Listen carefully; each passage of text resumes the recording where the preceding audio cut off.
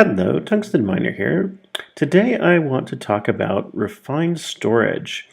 Now, this is a mod that adds a very high-tech way to store a lot of items in the game without needing a lot of chests and other physical manifestations of it. It's kind of like the matter replicator from Star Trek in that all of your stuff is reduced to electrons inside a computer system. And you can see there's a whole bunch of different pieces and parts to it, so I wanted to jump right in and start talking about how it works. Okay, first up, the very first thing you're going to need to make is a controller. And this is essential for any refined storage system that you want to create. And the controller itself, let's see, is one of these guys here. And so you're going to need to make yourself some quartz enriched iron. The recipe for that is just iron, a little bit of quartz. You're going to want to make yourself some silicon, which is just burning up some quartz, and a machine casing, which is just a bunch of that same quartz enriched iron. So you're going to find that this mod uses a lot of quartz and a lot of iron, and a lot of it combined in this quartz enriched iron, and a lot of it combined into this silicon stuff. So yeah, just go ahead and make yourself a bunch of this when you're getting started with the mod. You'll go through it pretty quickly. So that gives you this controller. And I've, just for the sake of doing this mod spotlight, using the creative controller, which doesn't run out of power. But as you might expect from a computer system, it's going to require some kind of power. Now, this mod does not provide a way of generating power on its own. So you have to bring that to it. So you could be using thermal expansion, or you could be using any of the other mods that generate RF power, immersive engineering and buildcraft and so on and so forth. Whatever it is that provides you power, you've got to plug it into this block. From there, you can use these cables to be able to connect your different machines, or you can take the machines and just place them directly next to one another. You don't actually need cables in order to transmit the power. The cables themselves pretty simple to make. That's this guy right here. Recipe is just some glass, any kind of glass with redstone and more of that quartz enriched iron. And you get a whole bunch of them, so you'll find they go pretty far, especially considering you can just place machines directly next to each other and have that work too. However, in order to get very far in the mod, you're going to want one of these solderer machines. Simple machine, add a couple of ingredients here, you get something out here. But so many of the basic items and whatnot you're going to need are going to be produced with this machine. So you can make these basic processors. Those things get soldered together into basic processor units here, and improved processors. Combining this printed silicon, which is just made with silicon this way. So, as you can see, a whole lot of these different items, basic crafting items, get made in here. But even some of the blocks that get placed in the world, you're going to need this solderer to take, say, a crafting table, your advanced processor, and a grid to make a crafting grid. So lots and lots of things wind up going through this. It's one of the very first things that you're going to want to make. It does require power, and therefore it does require that it's plugged into this controller. So you'll notice it doesn't have its own power display. So long as the controller is powered, this thing is powered. The way you can tell how much power it's drawing is by coming back and clicking on the controller and hovering over this item in the little panel that it gives you. So you can see these are all the different items I've got connected one way or another to my controller. Cables don't cost you anything. And by hovering on each one, I can see how much power that particular thing is drawing. Certain things, like these guys that I'm using here, draw almost nothing. And other things draw a tremendous amount. It just depends a lot on what the particular items are.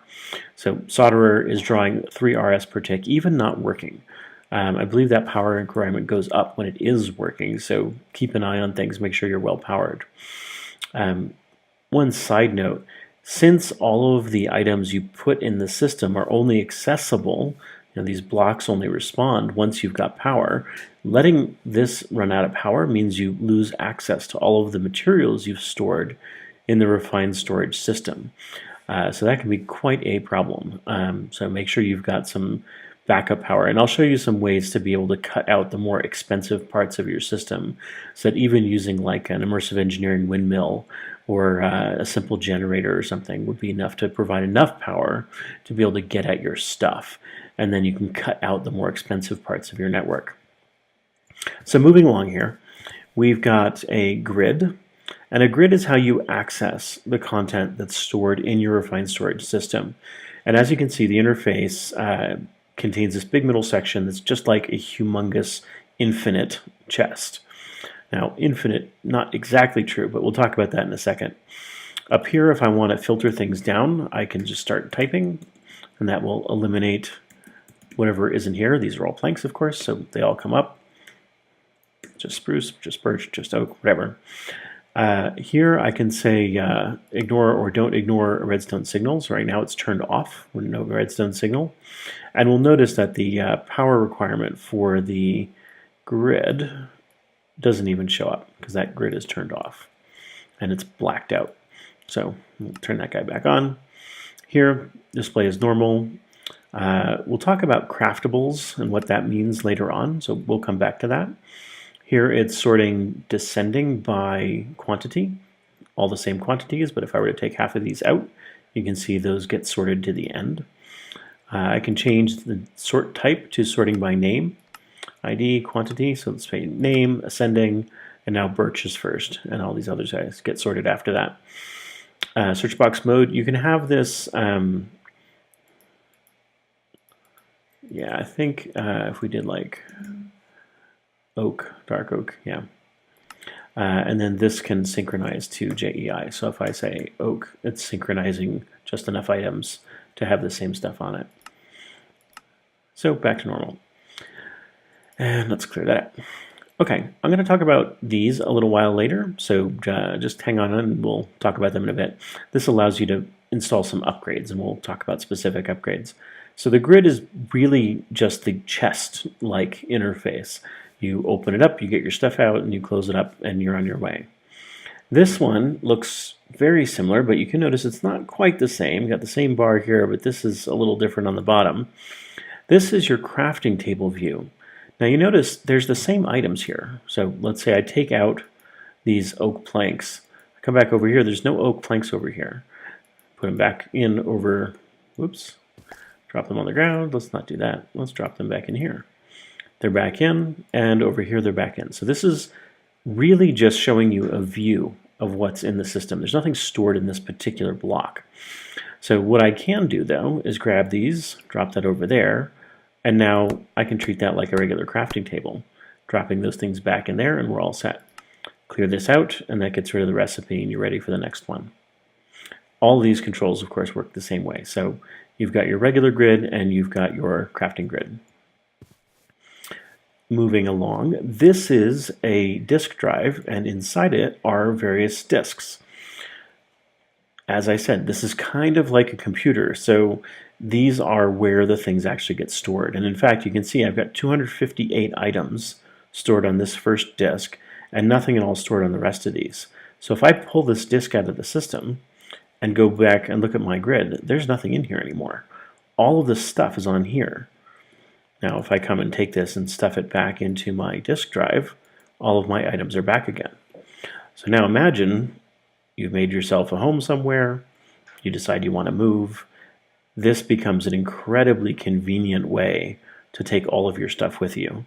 You literally need your controller, a grid, and your disk drive accessible. You can break down the whole rest of your base, stuff everything into this system, and then carry it away with you on these simple disks. Finally, this guy, this disk manipulator, let's say I did want to transfer things between a couple of disks. So I'm going to grab these two out here. This one's empty, stored 0 of 4,000. This one's full, stored 258 of 1,000. And I'm going to say I want to put that as input, and I'm going to use that as output. And then very slowly, it's going to start transferring items from one to the other. Now, yeah, there we go. You can see it happening. Removing things here. Oh, that's right. And what it's doing is it's putting them into this one over here. Getting myself confused. So lots of different things you can do with this. I recommend you'd go look up the documentation instead of me talking you through, because there's a whole lot of different ways to use this. You can filter items by placing them in here. So let's say you want to get all of a certain kind of item off. You can do that. You can manipulate fluids with this. You can say blacklist, only keep certain items on this guy, or dictionary, NBT, damage, all those kinds of things. So yeah, by all means, go have a look and see how to use this thing to its full advantage. The one thing I'll note though is having taken this disk out and having only transferred part of its contents, that's what we're seeing here. All the birchwood planks got moved off, some of the sprucewood planks. If I come and stuff this back in, we're going to see everything's back to the way it was. Except we can still see that some of the contents are now on this disk and some are on here. So if you find that you have a smaller disk and you want to upgrade, you can take that disk, pop it into your disk manipulator, and then take all the stuff off of it. So actually, I'm going to go do that now and then demonstrate one of the interesting ways to use this thing. Okay, so now that this is finished transferring, you can see it's popped it over to the output side here, and it's empty. Now let's say I want to make a higher capacity disk. And you see there's 1K variety, that's this guy, 4K, 16K, 64K. And the recipes for these guys kind of include one another. So let's just look at this one, it's the most complicated one. The storage housing is the same for all of them, so it's just glass redstone and some of the quartz enriched iron, of course. And then up here, what you need is this storage part. So you can see this recipe is really the same as this recipe plus the storage core. So let's take a look at this guy. In here, you want these advanced processors, but you also want these 16K storage cores. And in order to make those, you need 4K storage cores. In order to make those, you need 1K storage cores. In order to make those, okay, well, finally we're down to some basic parts here. But you'll notice I need 3 of these in order to get a 4K storage part. So it's really worth your while because you get that extra 1K here, and you get that extra 16, or extra 4K to make the 16 and so on. So you're really amplifying your storage by making bigger ones, which is another way to say it's more to your advantage to have fewer larger disks rather than more smaller ones, because you use up the parts. But let's say I wanted to pick this one apart to use the 1K storage core that it has in the process of making a 4K storage disk. I take this thing and shift right click, and it just pulls the unit apart. So now I've got a storage housing again, which I could reuse for my 4K disk, and it's popped out the 1K storage part, which was inside of it before. So now I've got them as 2 separate components. And of course I could craft them back together again if I wanted to keep using them, or I can take this one and use it to upgrade to make another 2 of these and then make myself a 4K storage disk.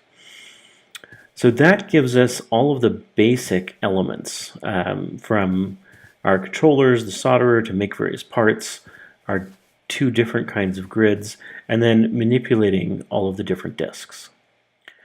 Next up, I wanted to look at another type of thing that you can store, which is fluids. So here we've got a 64K fluid storage disk. Now, it's quite a lot bigger, right, than the other one. The smallest one is where the other one starts. But that's because it stores everything in millibuckets. So you actually need quite a lot of capacity to store any reasonable amount of fluid. And like the other ones, they've got various sizes. The recipes for these look very familiar. You make yourself a storage housing and then a fluid storage part. And these have similar-ish kind of recipes, buckets instead in the middle here, but the same kind of organization for how these things are put together. And that allows you to store fluids. So in this system, I've got 20 buckets of water stored. Now, if I want to get some of the water out again, I just come in here with a bucket in my inventory and click on the fluid that I want. And immediately it gives me the bucket item with that fluid in it. And if I want to put it back in, I just drop the bucket here, and now I've got an empty bucket and the fluid has been placed back in. Now what happens when I've got some kind of container that has a lot more fluid than just one bucket? So here, this is a portable tank from thermal expansion that has 20 buckets worth in it. Well, I can just take this and just click repeatedly, and you notice that number is creeping upwards until I've emptied my tank. Now, unfortunately, I can't get stuff back out again. So for example, if I did not have a bucket in my inventory and I click on this, it doesn't find that I've got that tank and fill up the tank. So you'll have to use one of the other means of transferring things out of the system in order to get the fluid out, if what you want is to get it into one of these tanks.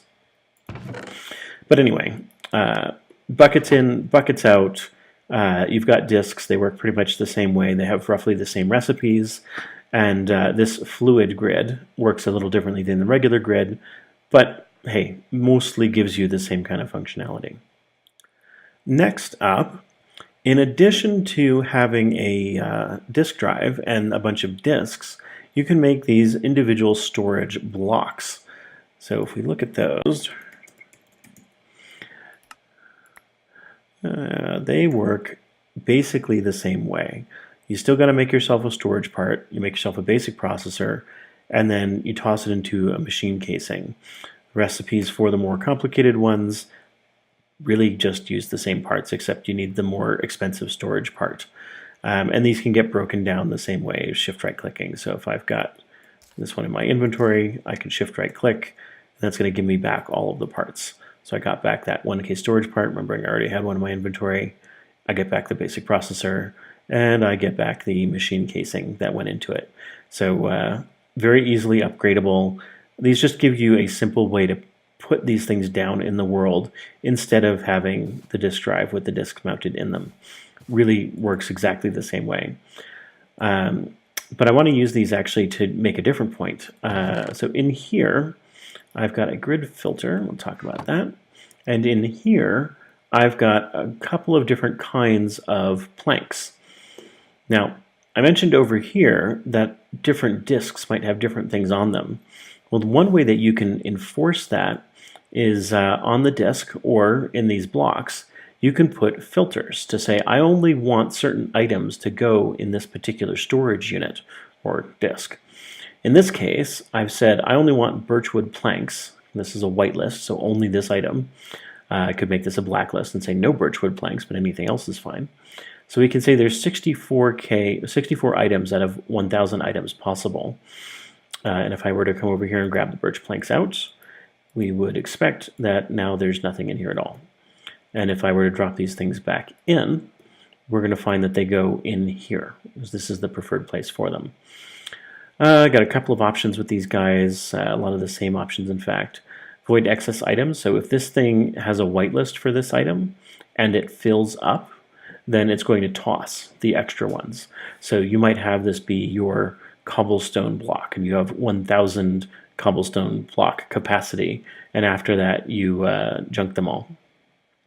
This priority, haven't really talked about before, but when the controller is looking on the network for places to put things, and it finds multiple blocks that have a whitelist which support this particular item, or some combination of white and blacklist, meaning yes, I can put this thing in here, then it falls back to looking at the priority of the item.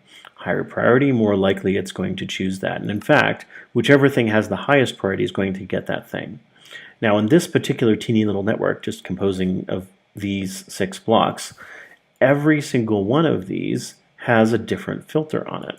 So every single item can only go to one place, and the priority is kind of irrelevant. But you can imagine, for example, if I had the whitelist here include birch blocks, then I'd have to use the priority to distinguish which one it went to. Otherwise, it'll just use whichever one it randomly picks. The grid filter here, I can place over on this panel here, and it's going to show me only the things that this filter has been configured to show. And the way we configure it is just by right-clicking in the air and then dropping some items in here. So if you want to very quickly say, set yourself up for making a certain recipe or get rid of extraneous stuff that you don't want to see in your system, you can drop filters in here and that will make them all go away. Unfortunately, I can't put the filters themselves in there because I've got so many filters already on each of these items. Okay, so that gets you storage blocks. That gets you filters of various kinds, both on the storage blocks themselves, and of course the grid filter to limit what you see in the grid. This should look very familiar. It is in fact exactly the same setup as we have over here, except these funny patterns mean that they are fluid storage blocks instead of being item storage blocks.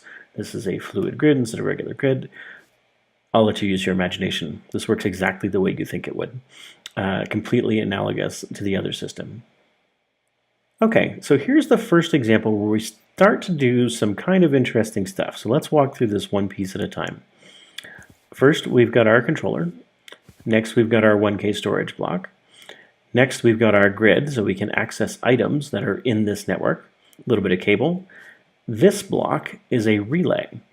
What a relay does is limit what you see on your network. So starting with your controller, this block it can see because it's directly connected. This one it can see because it's also directly connected to this one, which is directly connected back to here. This cable then counts as a direct connection to this relay, but this relay breaks the signal. You can see it's kind of got this dull gray color, which means it's turned off right now. And what it's expecting is a high redstone signal in order to turn on. I've got this switch here which is turned off at the moment, so it has no redstone signal, which means it counts as a dead block or empty air so far as the controller is concerned when looking for other items. So we'll talk about what these guys are in a minute, but exporters, exporter, and importer. And if we head over here, we can see none of those blocks appear on the creative controller at all. So this relay has cut them off from the rest of the system. Now what I've done is turned it on, and immediately you see some stuff happening here, right? Well, let's talk about what these things are doing. First, we can see in the furnace, I've got coal and I've got raw beef getting moved in here. In my grid, I've got lots of raw beef and coal, and now I've got one piece of steak that's been finished cooking. This item is an exporter. It takes items that are in your system somewhere and pushes them out into something that's outside of the refined storage system, in this case, a vanilla furnace. I've configured it to have raw beef as the item that it's exporting. It's not worrying about redstone signals, it's working on items, I'm not worried about word dictionaries or any of these other things. So it's just moving things along. It does not have an inventory of its own, and we'll see a block in a little bit that does. So this thing, whatever it is, has to have space for the items to get pushed into, or it won't keep pushing them. This one, also an exporter, I set up to push coal. So now I've got food coming in the top because furnaces have to have the food come in from the top, or the items to be smelted coming in from the top. I've got coal going into the side because that's the side where coal has to go. And then all of your outputs come out the bottom. So this importer, not configured at all, just sucks anything it can get, takes the finished goods out of this right-hand side and moves them back into the network. So I can turn this off, and no more items are going to get pushed into this system, and no more items are going to get pulled out of the system. So we can see that steak is just sitting there because this is no longer connected to that. And that's the important thing. So here we got those 8 pieces of steak before everything kind of shut down. If I turn this back on again, we're going to see immediately the steak got pulled out, and it's going to continue working on cooking the rest of this meat. So that is your exporter to move things out of the system, and your importer to pull things back into the system, and your relay to be able to cut off a piece of your network from the rest of the network. And you remember I mentioned before, some of the items can get pretty expensive in terms of power consumption. This is how you can limit that. Just throw a switch on something and stick a relay in there, and you'll be able to switch off that part of your network. Okay, here we have a couple of more interesting devices. We have up here a constructor, which is currently turned on because I'm telling it to ignore redstone. And down here we have a destructor, which is currently turned off because I'm telling it to look for a redstone signal. And I got some cables in between. I've got a little bit of storage block. I don't even have a grid on this one. What's going to happen is when I turn this switch on, Redstone signal will arrive at the destructor, and the destructor will start doing its work, which of course is to destruct things. And then immediately, the constructor is going to find that it has some sand in the system now, because it didn't before. And having sand in the system, it's going to construct that item.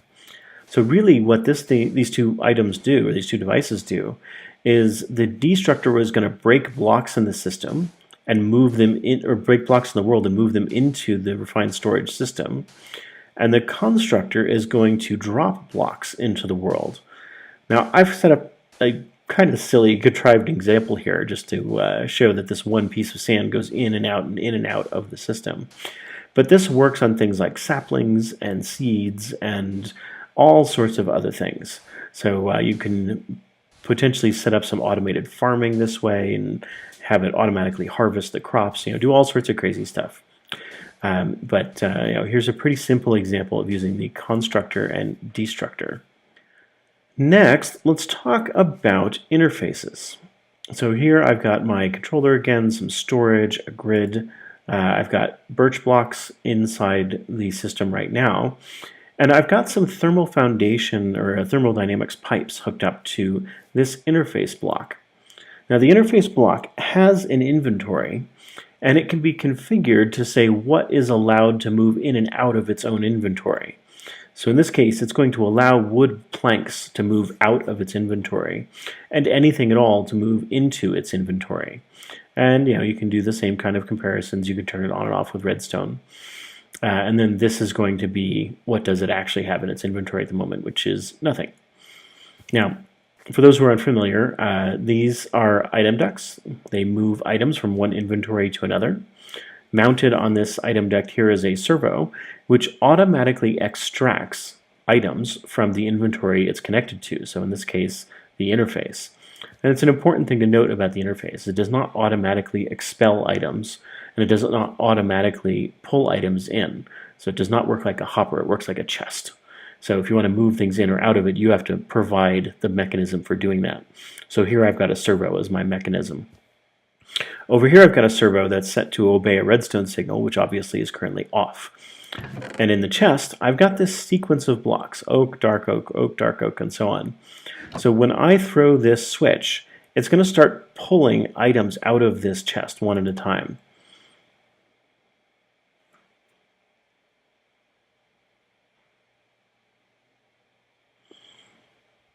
Oak, dark oak. Oh, what's this? The oak is coming out again.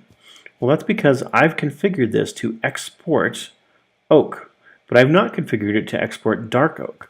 So oak and dark oak are coming in, being entered into the refined storage system, and we can even look here and see, here's the dark oak that's made it into the system so far. But all of the oak blocks are immediately getting exported again because this thing is set up to export those blocks. And what we're going to find is, of course, all of the dark oak has vanished, and all of the oak is now popping around in the system. So if I turn off this servo, so it's no longer pulling items out of the chest, eventually all of the oak blocks are going to make their way back around to the chest, having been exported from here. And there they are back again.